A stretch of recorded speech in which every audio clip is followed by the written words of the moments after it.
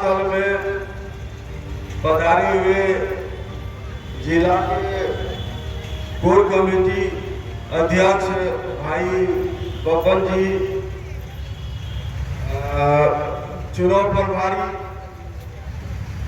सज्जाद बाबू, नगर क्षेत्र के नगर अध्यक्ष अजीत जी एवं यहाँ जनसुराज पार्टी के पहुंचे हुए सभी पदाधिकारीगण, आप लोगों ने अपनी कीमती समय यहाँ पर दिए हुए हैं, इसके लिए मैं धन्यवाद देता हूँ।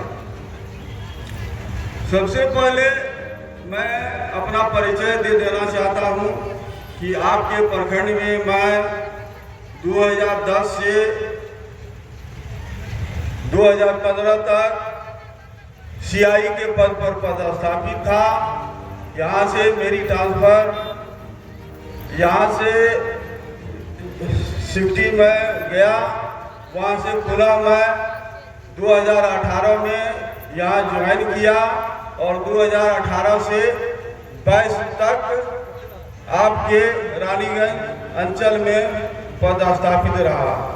इसके बाद मेरा स्थानांतरण अररिया सदर अंचल में हुआ, वहाँ से मेरा प्रमोशन हुआ, जिसके तहत मैं राजस्व अधिकारी बनकर दरभंगा जिला में पदस्थापित हुआ।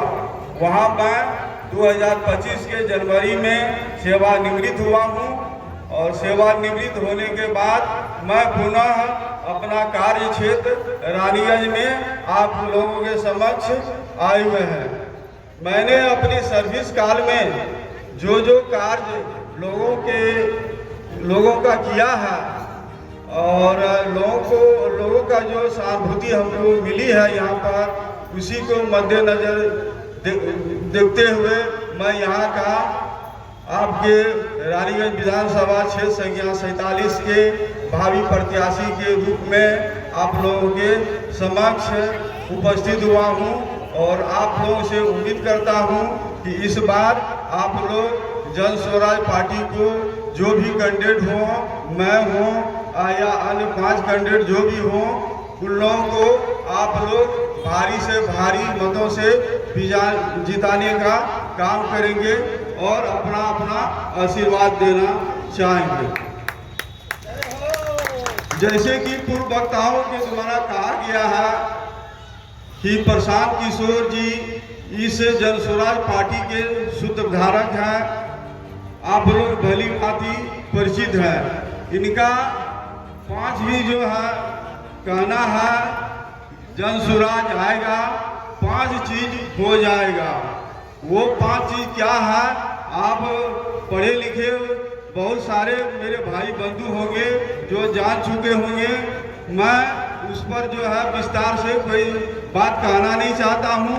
मेरे माताएं और बहनें यहाँ पधारी हुई है, जिनको इस बात की जानकारी अब तक नहीं मिली है, तो मैं उससे मैं थोड़ा सा जो है अपना विस्तार से थोड़ा बता देना चाहता हूँ।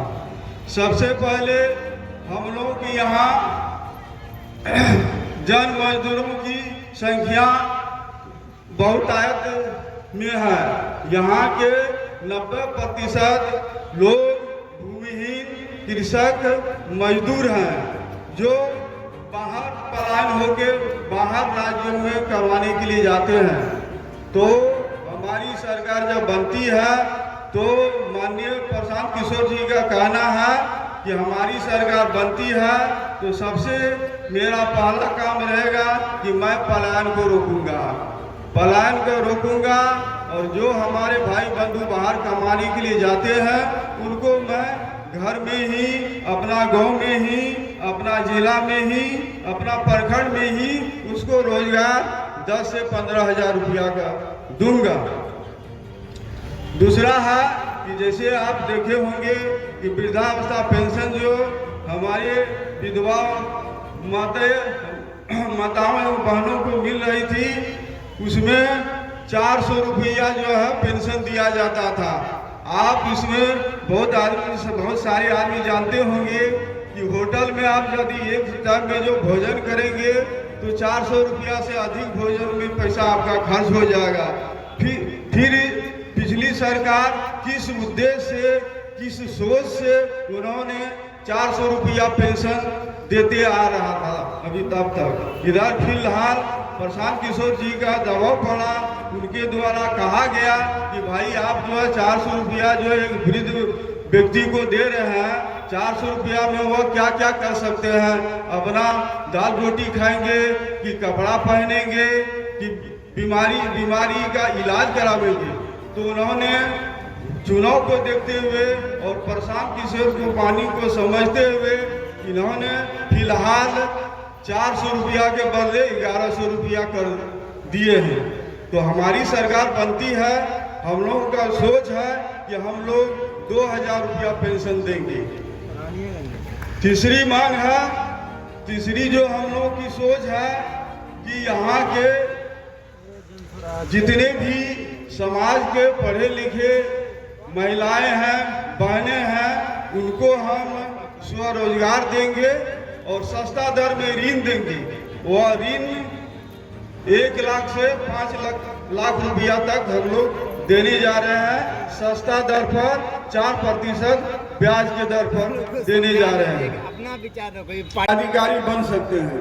तो प्रशांत किशोर की सोच है, यदि हमारी सरकार बनती है तो 15 साल से ऊपर के बच्चे को जब तक हमारी सरकार की ओर से नेतरहाट जैसा विद्यालय जो है नहीं बन जाती है, तो यहाँ बहुत सारे किसान हैं जो मजदूरों की कमी के कारण खेती नहीं कर पाते हैं।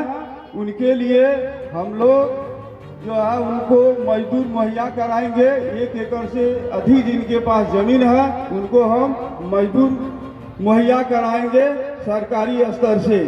और सरकारी स्तर से यदि हम उनको कमाने के लिए बाहर के राज्य में नहीं जाना पड़ेगा।